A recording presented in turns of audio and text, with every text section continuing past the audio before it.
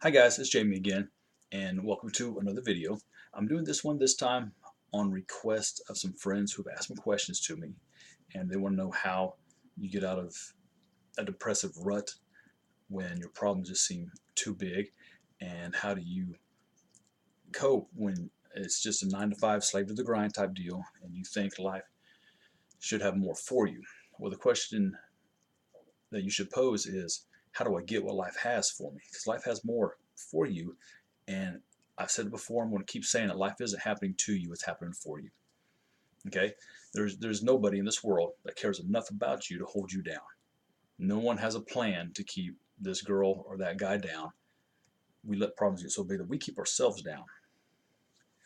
And we need to not let our emotions override our intellect. So I made some notes, but I want to make clear that these are things that I believe. I've seen them work.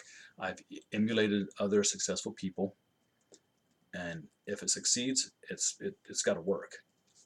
So I take their advice, I take their experiences, I apply what I can to my life, and I go from there. So these are my personal experiences. Like I said, I'm not a therapist. I am a guy who learned from his wrecked life how to succeed, how to be positive, how to be brighter. I was reading something the other day on Facebook where this meditation guru, or whatever you want to call him, Zen master, doesn't believe in positive thinking because he thinks that makes you a liar, like you ignore the negative. No, it doesn't. It doesn't act like the negative things don't happen. They do happen.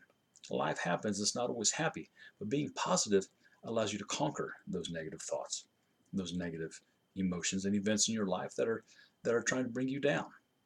It's our own thoughts that do it. Okay? So I made some notes because I don't want to leave anything out of this from my personal experiences.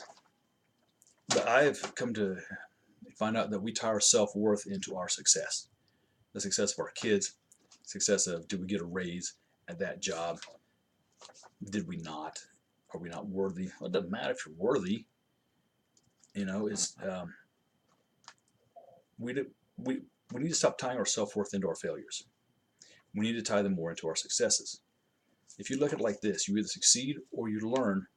You never failed. Even Thomas Edison said, I've never failed. I just found 1,000 ways that don't work. So look at it like that. You succeed or you learn, but you never, ever fail. Okay?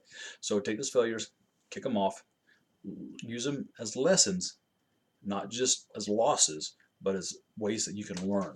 So tie your self-worth into your success. Don't tie it into your negativities, into your failures. Okay? You need to ask yourself, what is your biggest asset, your highest high? What's your best habit? Do you need to forgive someone? Do you value people in your life? And if so, do they know it? If you reach out and start valuing other people, start speaking good things, you'll start forgetting about your problems.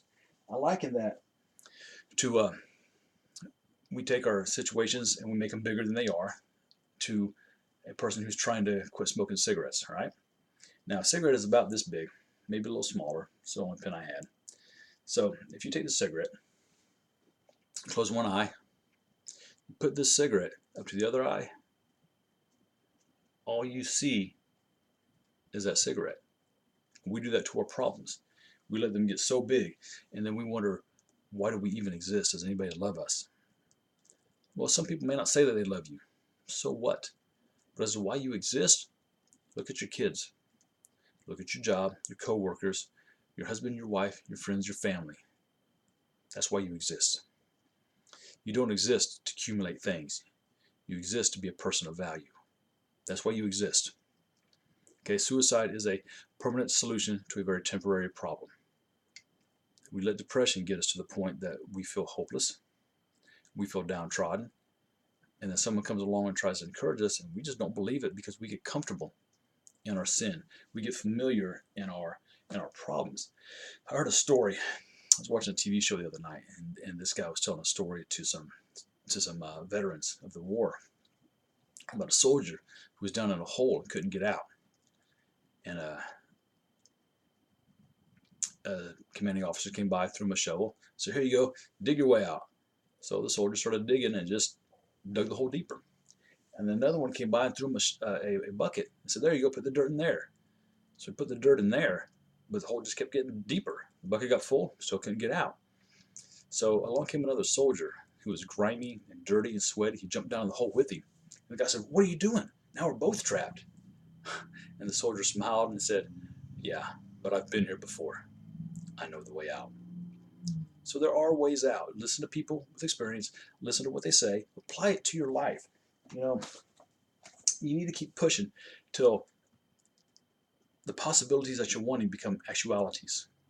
The world isn't grabbed by contemplation alone. It's grabbed by action. I'm a firm believer that there is no knowledge that does not power.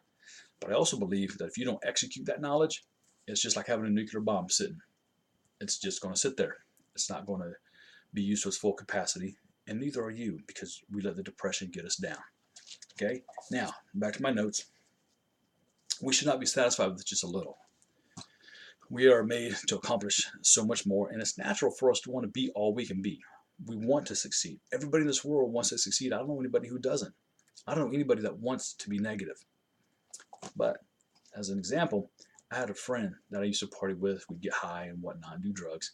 And he was married to this woman for 20-something years. Not a real good marriage, but she was loyal. Always talked about leaving. Eventually did. But before that, I asked her, why doesn't she leave? And she said, because I'm comfortable in my box. Well, we get that way. We get comfortable in our sin, our unforgiveness, in our box, and we don't want out because it's hard. It's easy to sit down and just be in melancholy. You know, like when it rains, we're just going to sit inside and watch it rain. Well, how about you put on an umbrella and go do something? Find your sunshine. If you're not succeeding, if you don't see a way to succeed, make it. Make a way to smile and focus on other people. That's the best way, easiest way to do it. Okay? Because it's natural law that like causes always produce like effects. If you show yourself friendly, you'll have friends. You show yourself hateful, people aren't going to like you so much. Like cause, like success, or like effect. It works. Success and failure are both directly linked with how we think and what we do. If we do negative thoughts, negative actions, that's what we're going to get. But if we think and do positive, uplifting things to help people out, to help ourselves out, to help others out, then we're all right. You know, we look at life like, man, I have to go to work, pay bills, die. There's got to be more to life. Well, there is, but it's how we look at it, okay? We look at it like, man, I have to get up and go to work. Well, some people don't have a job to go to. Then they think, well, I have to come home and clean. Some people don't have a house. Well, all I got to do is cook and do dishes. Most people don't have food or dishes to clean. Then they get upset that they have to do homework with their kids. Some people don't have kids and they wish they did do homework with. Look at things in a more positive manner. That is what is going to get you out of it. Hang on, let me get here real quick. Because we can never let our emotions override our intellect.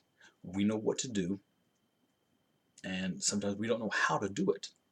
So I'm here to help you to learn how to do it. Now,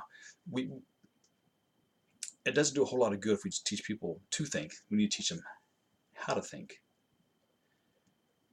It's not, Albert Einstein said that education is not the memorization of facts, but the training of the mind to think.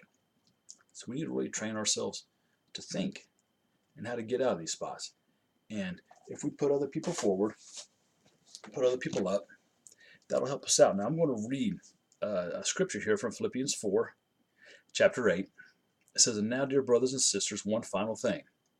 Fix your thoughts on what is true and honorable and right and pure and lovely and admirable. Think about things that are excellent and worthy of praise. Now, some of you may believe in God, some of you may not, but you have to admit, that's pretty darn good advice. Fix your thoughts on things that are pure. Stop looking at what you don't have. Look at what you do have. Okay, again, you guys, if you have a question, let me know. I'll do my best to answer it. But again, I'm not a psychologist. I'm not a counselor. I'm a guy who had a very wrecked life. I wrecked a bunch of stuff, destroyed some things of my own. I had a lot of burnt bridges that I had to fix. In fact, when I started improving my life, I called 27 people and apologized. I called ex-girlfriends, I called family members, friends, and some of them were, all right, cool, yeah, I appreciate that. But others were like, nah, you're still a prick. They didn't want no part of it. You do what you can do to fix things in your life, fix relationships, fix opportunities. Look at what you have. Don't focus on what you don't have. Don't be comfortable in your depression. Don't be comfortable in your negativity until you decide to move. Things aren't going to move, and you can't wait for the ideal situation to get up and do something about it, because that ideal time, that ideal situation, may never come. I've heard people say that we don't need motivation. Yes, we do. Motivation is what gets you up in those dark times. Motivation is what gets you going, stand up and go, I can do this. Remember, you're either in a storm, you're coming out of a storm, or you're going into one.